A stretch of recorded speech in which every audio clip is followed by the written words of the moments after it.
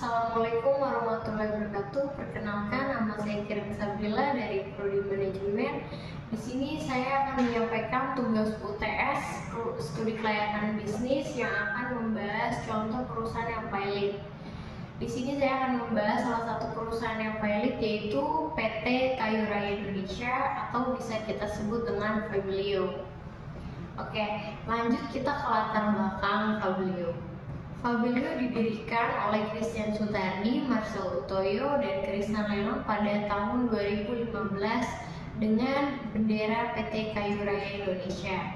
Fabilio adalah perusahaan startup yang fokus menjual aneka furnitur. Startup yang didirikan pada tahun 2015 diputuskan pilot sesuai keputusan Pengadilan Niaga di PN Jakarta Pusat. 2 tahun lalu, KRI masih mengumpulkan pendanaan dari PT Modal Rakyat Indonesia atau MRI dan Upswap MDI Ventures sekitar 20 juta dolar atau saat itu setara dengan 300 miliar.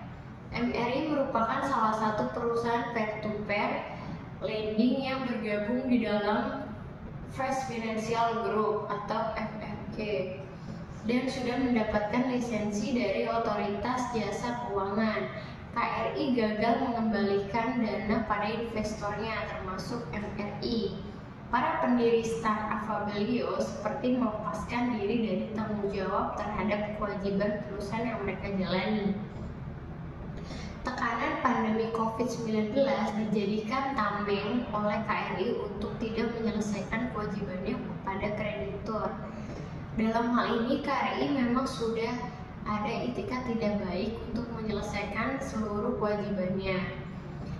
Lalu kita lanjut menyampaikan tanggapan atau pandangan terkait SDM, pasar pemasaran, dan finansial.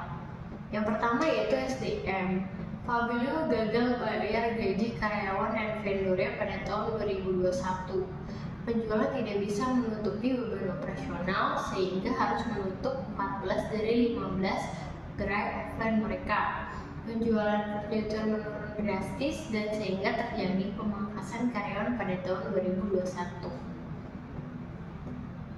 Para co-founder atau pendiri startup Fabilio tampak seperti melepaskan diri dari tanggung jawab mereka terhadap kewajiban perusahaan yang mereka jalani selama ini.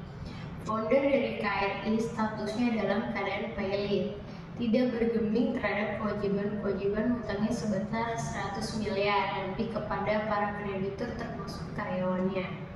Marcel Tegar Utoyo, Cynthia Korenisa, serta Christian Sutardi diduga hidup bermewah-mewahan dan telah meninggalkan hutang kepada MRI yang dimana MRI juga ikut membantu dalam pengembangan bisnis KRI. Namun, nyata-nyatanya MRI malah mengalami kerugian karena mereka dan MRI menanggung beban tersebut kepada para lender dan para investornya.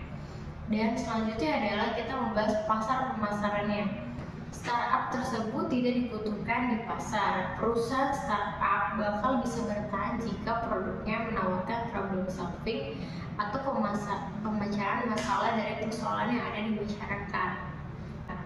Selanjutnya, tutup karena kalah berkompetensi dengan startup yang bergerak di bidang yang sama. Buruknya, model bisnis yang dijalankan juga menjadi startup mati sebelum berkembang. Selanjutnya adalah pivot bisnis yang buruk serta kurang minat dan kelelahan. Dan selanjutnya adalah finansial. Pertama, kurang tepatnya Fabilio dalam menjalankan operasional.